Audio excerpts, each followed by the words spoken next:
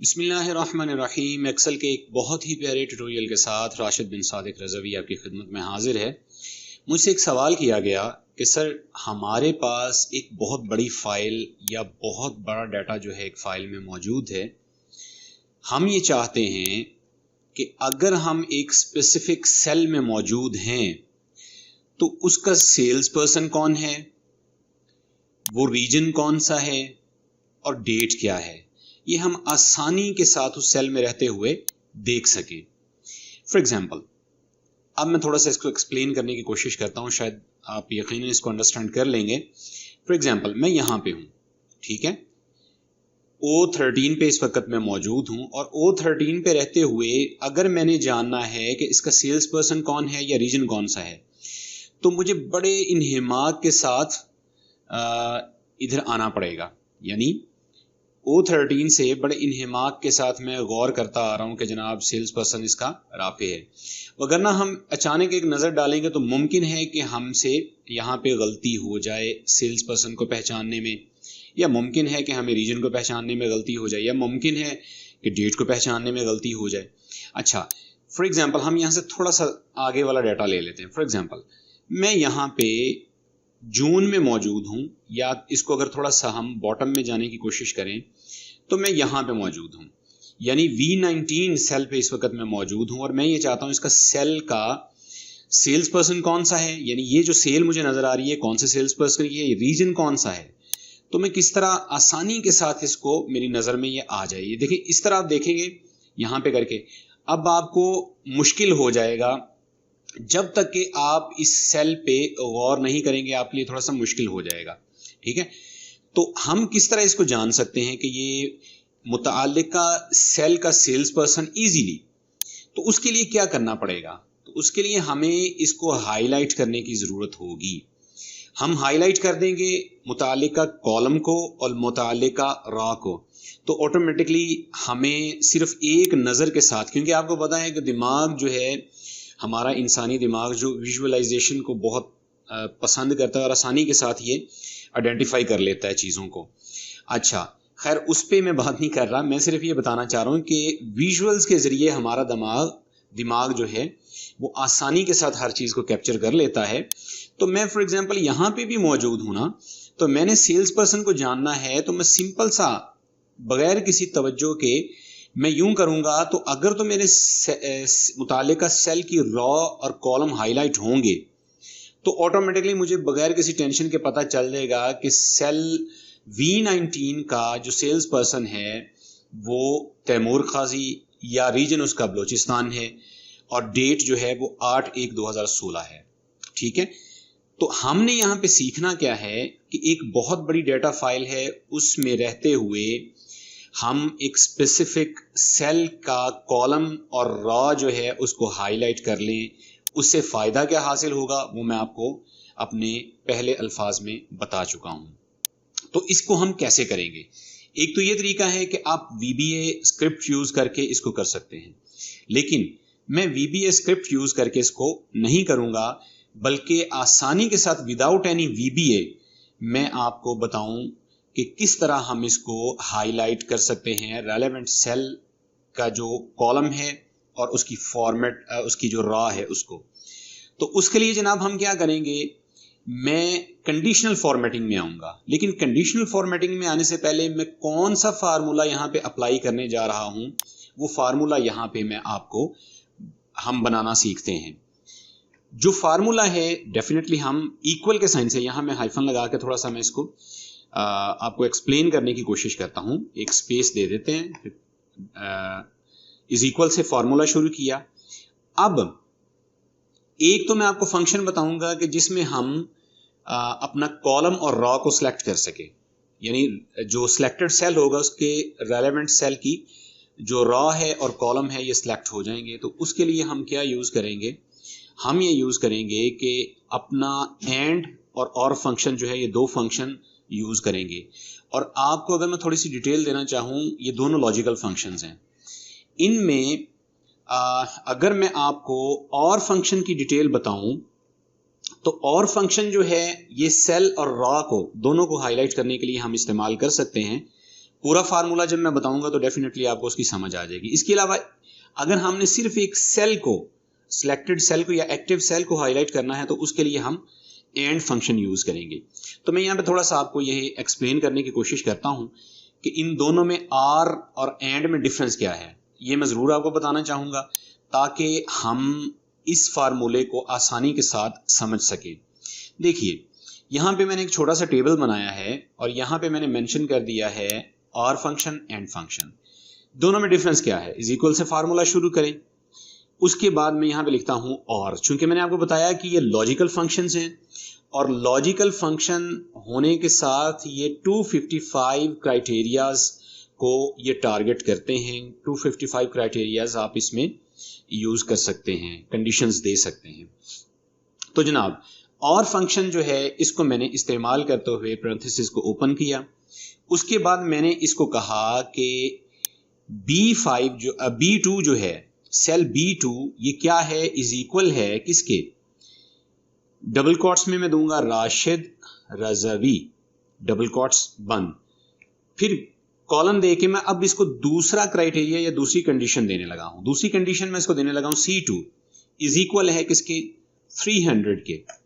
ठीक है, पैरेंथेसिस को मैंने क्लोज करके इंटर कर दिया। तो आप यहां पे देखिए इसने रिजल्ट मुझे क्या दिया, ट्रू का। अब हम एंड फंक्शन को देखते हैं, डिफरेंस क्या है ये मैं आपको बाद में बताता हूं।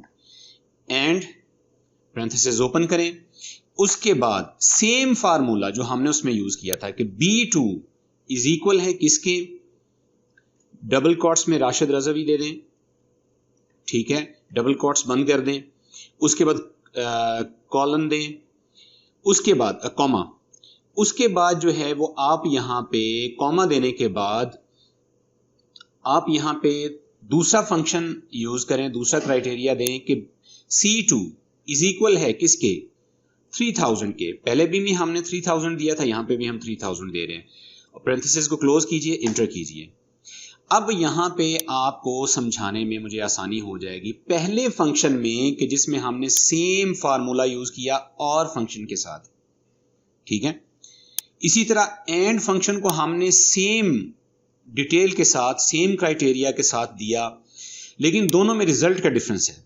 एक में मुझे रिजल्ट ट्रू का आ रहा है जबकि दूसरे में मुझे रिजल्ट फॉल्स का आ रहा है।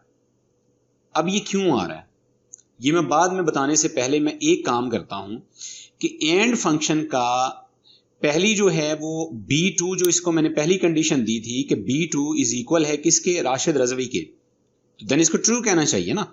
इसी तरह दूसरी इसको कंडीशन मैंने दी कि C2 इज इक्वल है 3000 के, तो इसको ट्रू नहीं कहना चाहिए क्योंकि ये मैं इसका ये C2 इज इक्वल 3000 के नहीं है बल्कि इसमें वैल्यू क्या है 5000। तो मैं क्या करता हूं यहां पे 5000 करके इंटर करता हूं। तो अब आप देखिए कि जो पहले फॉल्स था अब जो है वो ट्रू आपको दिखा रहा है। तो इससे क्या जाहिर हो रहा है, इससे ये जाहिर हो रहा है कि आर फंक्शन जो है इसमें अगर आप डिफरेंट क्राइटेरियाज या डिफरेंट कंडीशंस देते हैं तो उनमें से अगर एक कंडीशन भी दुरुस्त हो जाए, एक कंडीशन भी ठीक हो, तो उसका रिजल्ट जो है वो हमें रिट्रीव करता है ट्रू, उसका जो है वो रिजल्ट हमें देता है। इसी तरह अगर एंड फंक्शन हम यूज करें और डिफरेंट क्राइटेरियाज या डिफरेंट उसमें कंडीशंस हम दें तो उनमें से एक भी अगर क्राइटेरिया या फंक्शन जो है वो हमने क्राइटेरिया जो है वो गलत दिया है तो उसका रिजल्ट जो है वो फॉल्स की शक्ल में ही आएगा, अगरचे उसमें बहुत से ट्रू क्राइटेरियाज भी मौजूद हों। तो आई होप सो कि मैं आपको समझा पाया हूँगा कि इसमें आर फंक्शन और एंड फंक्शन में क्या डिफरेंस है। एक चीज में जो मुतालिका फॉर्मूला में यूज करने जा रहा हूं वो है सेल फंक्शन। सेल फंक्शन, ठीक है। तो सेल फंक्शन क्या है ये भी मैं आज के ट्यूटोरियल में यूज करूंगा, तो मैं ये चाह रहा हूं कि आपकी इंफॉर्मेशन में इसका भी इजाफा कर दूं। देखिए सेल फंक्शन जो है ये माइक्रोसॉफ्ट एक्सेल में सेल के बारे में मालूमात के लिए इस्तेमाल किया जाता है। कोई भी सेल हो उसकी मालूमात के उसमें क्या क्या है ये मैं आपको प्रैक्टिकली थोड़ा सा दिखाने की कोशिश करता हूं कि इज इक्वल से फार्मूला शुरू करके हम सेल देते हैं।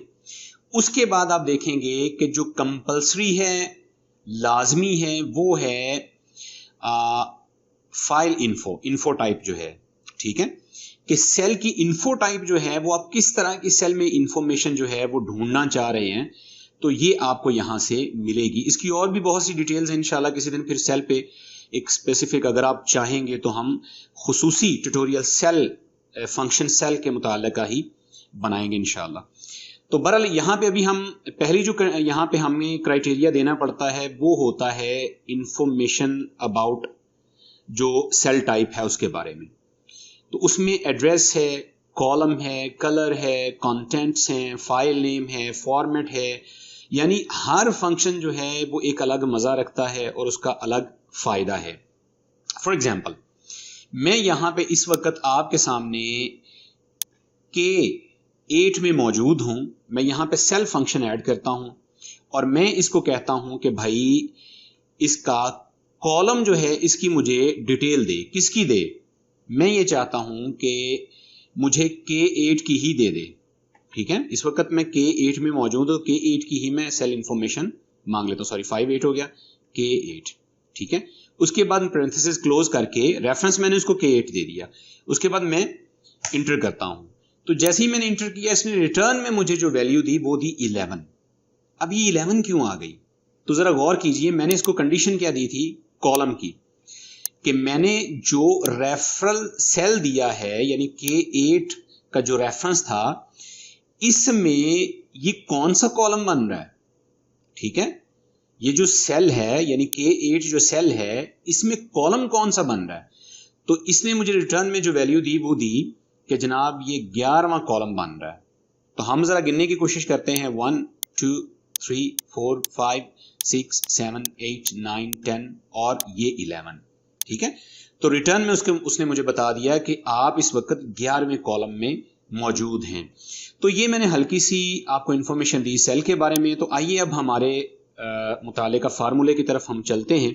सबसे पहले चूंकि हमने कंडीशनल फॉर्मेटिंग में एक फार्मूला बनाना है तो उसकी बजाय मैं आपको यहीं पे ही फार्मूला बनाना सिखा देता हूं।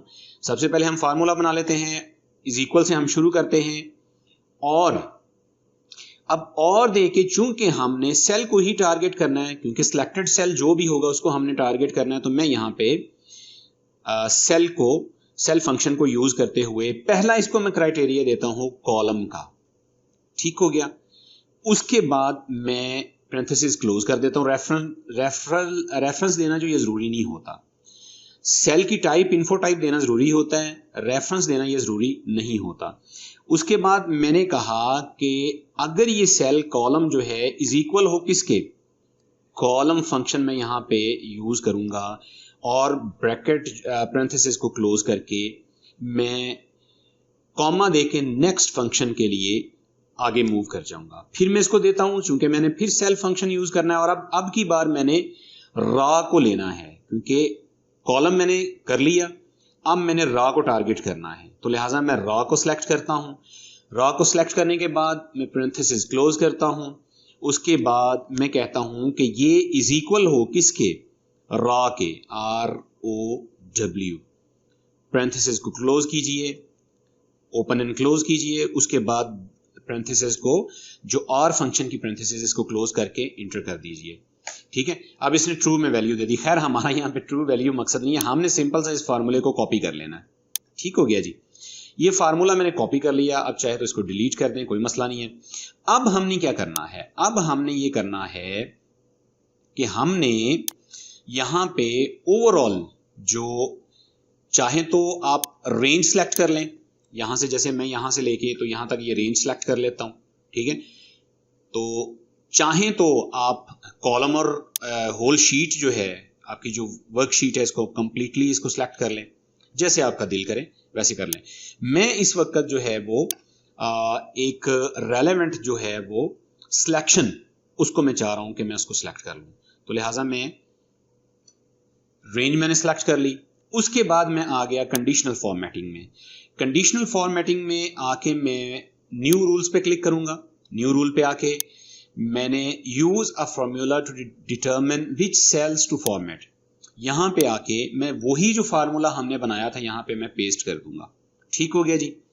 उसके बाद और हमने कुछ भी नहीं करना, फार्मूला हम बना चुके हैं।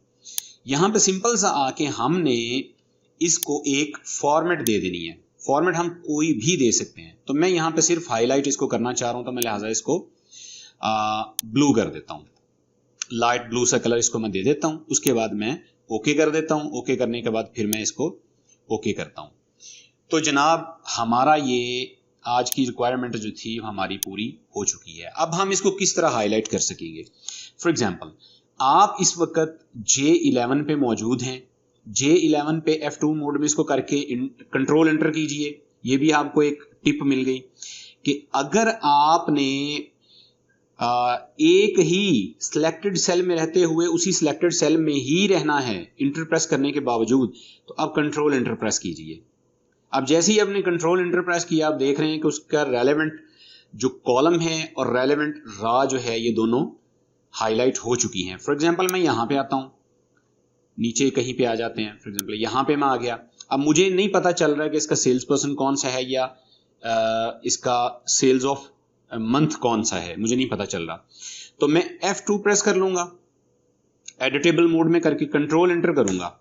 जैसे ही देखें मैंने कंट्रोल एंटर किया तो आप देख रहे हैं कि मेरी जो अब आपको बड़ी तवज्जो इन्हिमाक की ज़रूरत नहीं है, ऑटोमेटिकली आपको पता चल गया कि अहमद रज़ा साहब जो हैं ये सेल्स पर्सन है, पंजाब रीजन है और 29/1/2016 की ये सेल है जो इस वक्त आपने सिलेक्ट कर रखी है, जो सेल सिलेक्ट कर रखा है। तो ये एक बहुत ही ज़बरदस्त फंक्शन जो ट्यूटोरियल था ये आपकी खिदमत में मैंने पेश किया। इसमें डिटेल्स भी मैंने कुछ बताने की कोशिश की। आई होप सो कि ये बहुत से डाटा को एनालाइज करने में आपको सहूलत देगा। अपनी दुआओं में याद रखिएगा। अस्सलाम वालेकुम व रहमतुल्लाह।